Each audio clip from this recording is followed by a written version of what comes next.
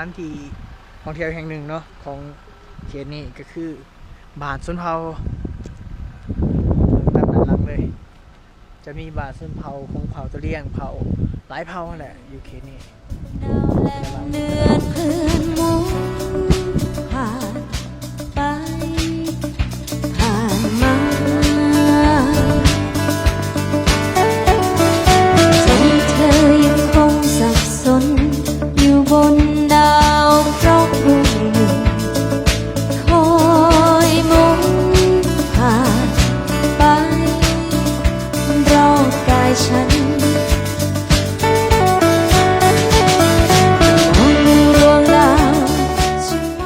ว้าวตอนนี้เขาก็ฮอดอีกจุดหนึ่งเนาะซึ่งว่าเป็นสวิตเซอร์แลนด์แดนลาวเนาะเบื้องด้านหล่างเลยเบื้องด้านหล่างเลยความมานี่เนาะทางหลายชิวๆเขากำลังตักเกียมเอาเกียมที่ว่าจะมานอนคืนนึงเนาะคือว่าเป็นเบื้อง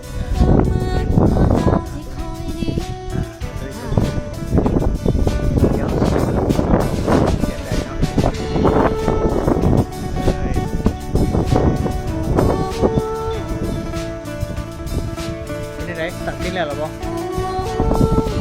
ตักติดแล้วหรอ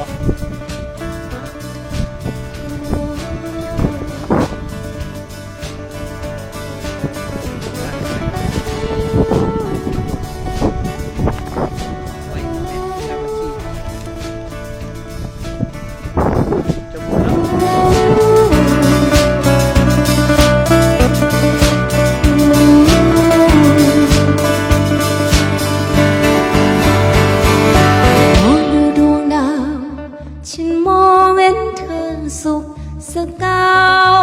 ส่องแสงเรื่องร้องนับกลางใจเธอเหมือนดวงดาวส่องแสง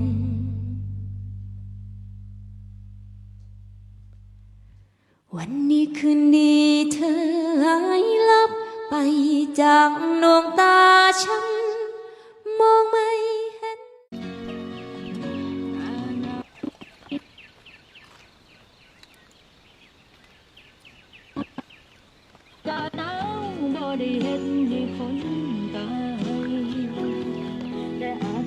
สบายดีตอนเช้าเนาะ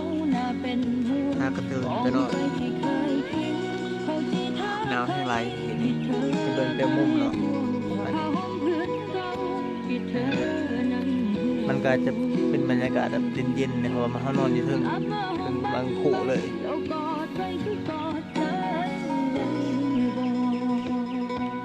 วันสวยประมาณนี้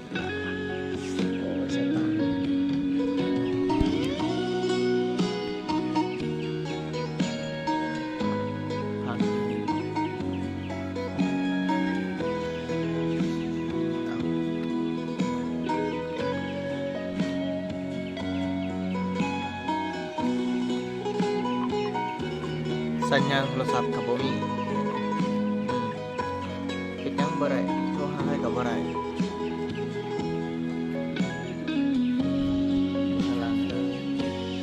จักมันเป็นจังไดอยากถามใครก็บ่กล้าทักไปย่านเป็นประเด็นคนเก่าจังเฮาคงบ่จำเป็นถ้าคงบ่สนใจ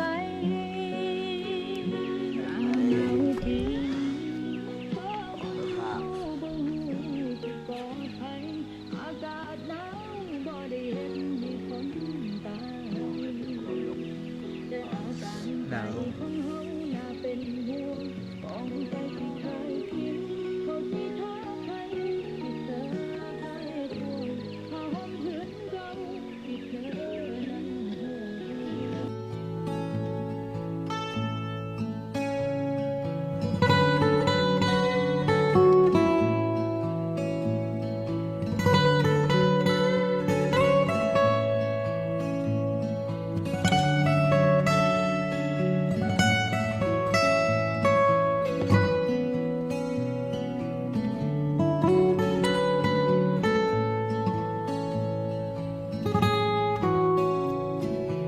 วอนให้ลมช่วยพัดหัวใจพี่ลอยไป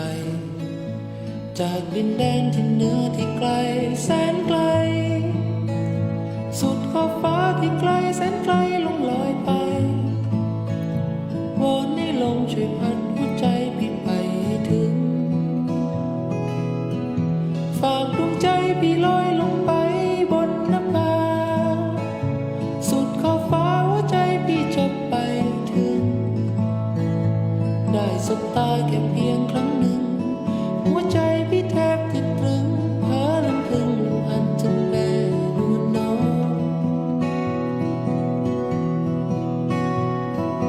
แก้มน้องนางนั้นแดงกว่าใคร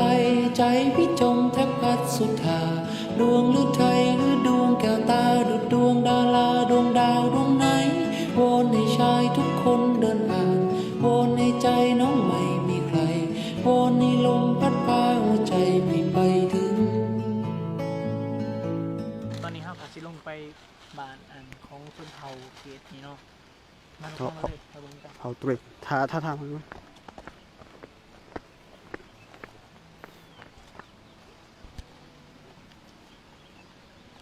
ว้าว ตอนนี้เขาก็ฮอดแล้วที่ว่านั่งพักผ่อนอยู่ตอนนี้ หน้าตาประมาณนี้แหละเกลือแทนนี่ก็เป็นหมู่บ้านหนึ่งที่ว่าอยู่ทำการภูเขาเนาะภูเขาอยู่ที่เขตนี้สมายังมีความอุดมสมบูรณ์แล้วก็เย็นอากาศดีเลยซึ่งผมจะอยู่เป็นแบบเป็นกลุ่มเป็นครอบครัวเนาะอยากอบอุ่นมีความเป็นกันเอง ส่วนแรกก็มีแต่พี่น้องกันเองเราจะอยู่เป็นเวลาสิเนาะจะให้เป็นวิธีการชีวิตการเป็นอยู่ของเราเลยเนาะเชื่อ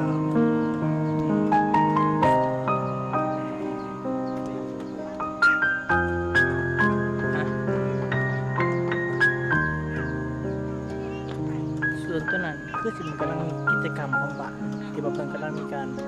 ซุ้มนุกันว่าที่ว่าจะมีงานอันใดอันหนึ่งเนาะเดี๋ยวเพิ่นกำลังเก็บเป็นความสำคัญของเพิ่น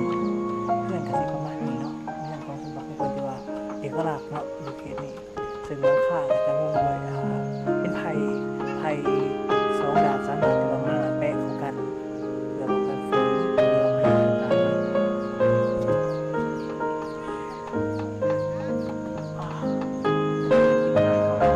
เดินทางของทีมมัน3-4 คน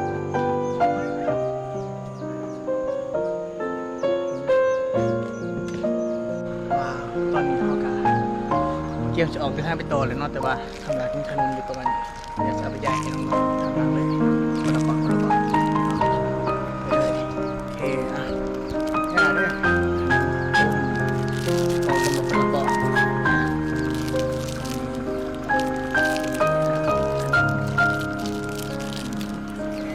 ขนมมา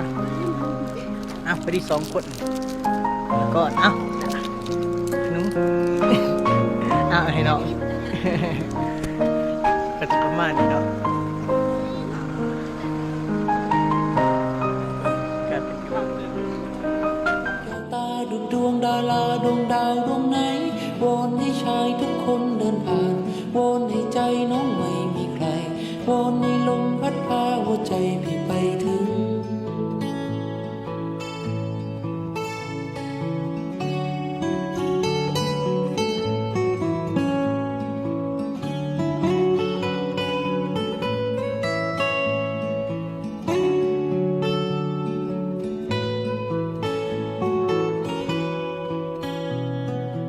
ว้าวตอนนี้ครับกำลังย่างปลาอยู่เนาะเดี๋ยวจะหาจุดหมายของเรา6 ไร่ไปนำไปต่อไปไป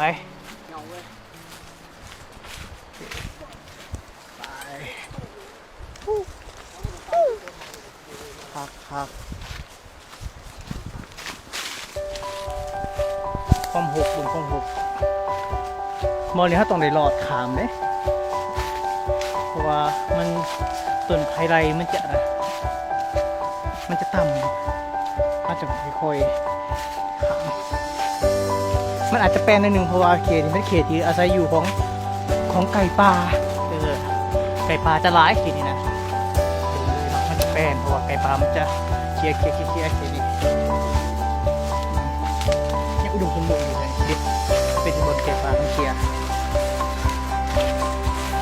ดี๋ยวเขาจะงานต่อก่อนแล้วกันจะไปอัปเดตอีกบนต่อไปเนาะไปเลยว้าวสุดท้ายเขาก็มาหอจุดหมายของเขาคือหมู่บ้านสุนเฮาเรื่องเนาะ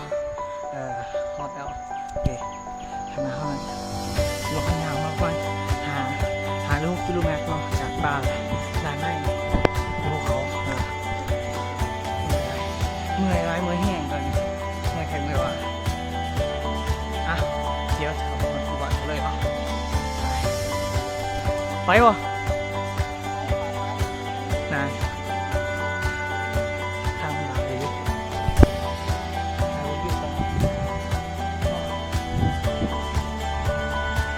เอาเส้นเลย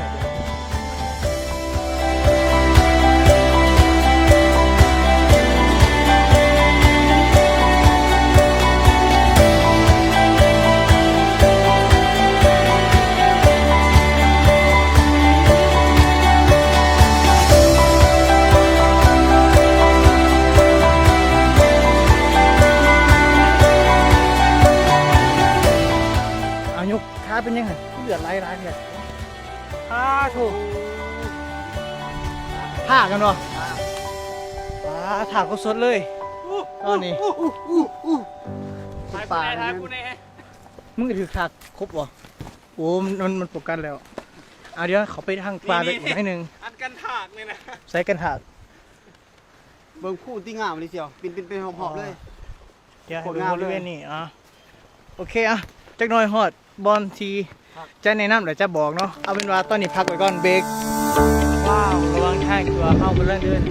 ทางก็ไม่เข้าทำแคมตักเซกมาเนาะซึ่งว่าเป็นที่ว่าทำยังไงทำธรรมศาสตร์ทำก็โอ้ my god ได้ก่อน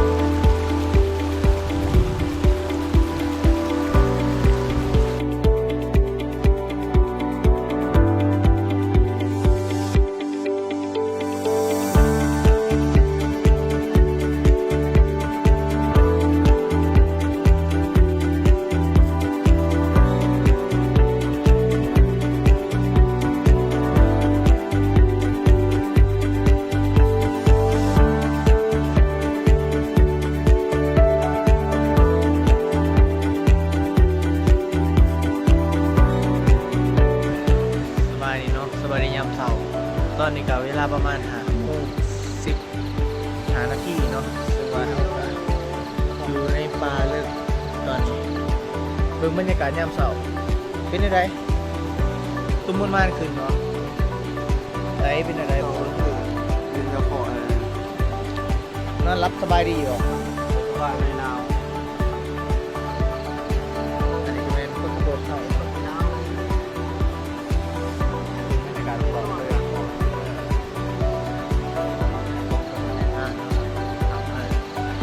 นี่แหละมันเป็นแบบนี้บรรยากาศตอนเสาร์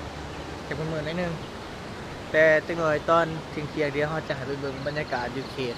หนึ่งก็มันจะมีหาดทรายขาวเนอะแล้วก็มันจะมีทำน้ำร้อนหน่อยนึงเดี๋ยวจะให้ตัวเหมือนกันเอาเป็นว่าตอนนี้ให้ปิดเตรียมตัวสวยหนาก่อนเพราะว่าลื่นมากว่าในสวยหนาเลยอากาศก็เย็นดีไปเลยตอนนี้เดี๋ยวจะให้เบิ่งหลังจากที่ว่าตื่นเช้าแล้วก็มีพวกไอ้อาจจะหาปลามาใส่หม้อมาจะได้ประมาณนี้ อย่าลูกเกี่ยวลูกหน้า เดี๋ยวกินข้าวเช้าแล้วมื้อนี้โตกับใหญ่เติบแน่ประมาณนี้แหละเช็ดยังกินมาแรกไปคนนี้แหละเดี๋ยวให้เบิ่งต่อไป อันนี้มันยังไงเขาหุ้งเขาอ่ะ ลาบเขา ล้ามเขาเอาเขาวเหนี้ยวเหรอ เหนียวนะ เขาเรียกว่าล้ามไหนพระเจ้าว่าล้ามไหน เจ้าก็แล้วได้ก็ จ้าตอนนี้เนาะน้ำกินเท่ากับเบิ้ลแล้วก็เลยว่าต้องได้เข้าไปดูเขตแคมป์น้ำเบิ่งไปเบิ่งซอกน้ำใช่ว่าใสๆกระสายกว่าอยู่บ่อนี้เพื่อจะมาเป็นน้ำกินของพวกเฮาในมื้อนี้เนาะกะสิย่างเข้าป่าเลยในหนึ่งเพื่อไปหาซอกน้ำกินเอาเป็นว่าเดี๋ยวฮอดบ่อน้ำแล้วเฮาจะบอกอีกทีหนึงเด้อไปว้าวตอนนี้เฮาก็ฮอดแล้วจุดที่ว่าเฮาจะมาเอาน้ำคือว่า จะไปใส่เป็นน้ำกินของเขาในมื้อนี้เพราะว่าน้ำกินที่ว่าเขาเดินทางหันเบิดแล้วมีแต่พอขี้ขาดเอามาน้อยเดียวก็เลยว่าเขาจะบ่ได้กินน้ำตัวนี้เนาะจะมีน้ำที่ว่ามันไหลออกมาจากผู้อีกน้ำอันหนึ่งที่ว่ามันจะมีความใสเยอะใส่เบิ่งเนาะนี่เลยอีเดก็ตั้งตรงเอา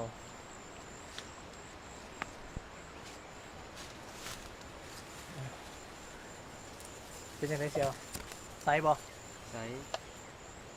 ฟ้าบังแห้งมันเนาะเบิ่งเอาเลยเลยดีมันจะไหลออกมาจากหน้าทอไม้ไผ่เลยนะเงี้ยมะ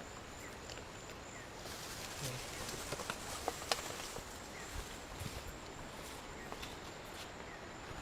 ได้มาแล้วทุกหนึ่งเบิ่งความใสเท่าเทียบเท่ากับน้ำหัวเสือเลย เอาเยอะใส่ก่อนเนาะ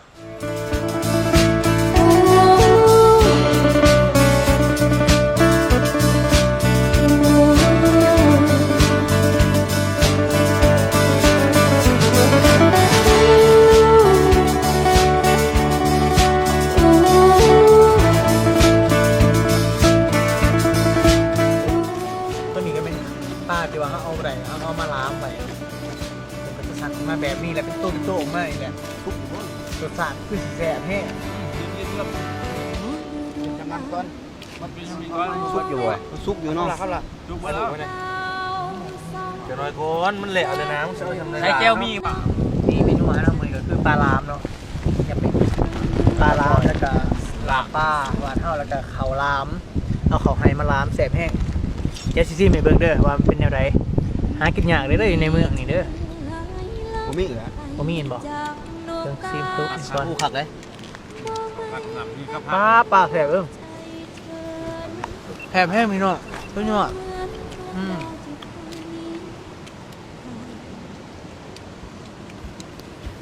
เดี๋ยวไปกินก่อนครับเขา นี่คือดีเธอหายลับไปจากดวงตาฉันมองไม่เห็นดวงใจเธอนั้นเราเหมือนดวงดาว ตอนนี้เขาก็หอดจุดสำคัญแล้วก็คือ เกียงจิขามแม่น้ำนี่เป็นปากน้ำเดี๋ยวไปขอเรืออยู่เพราะว่ามันจะขามไปแบบนี้บ่ได้มันต้องเปลี่ยนเป็นตัวยาข้างหล่างเขาเลยเนาะคุณเดี๋ยวเขาถอดเสื้อก่อนเนาะขอเบิ่งเลยไปก่อน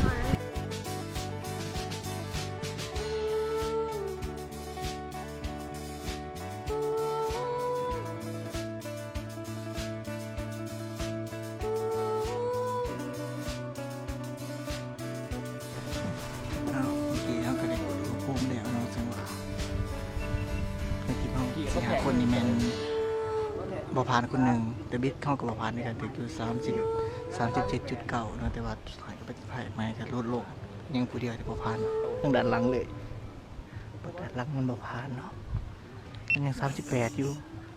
ซึ่งว่าเพจยังบ่อนุญาตให้มันข้ามได้ถ้าเบิ่งตอนต่อไป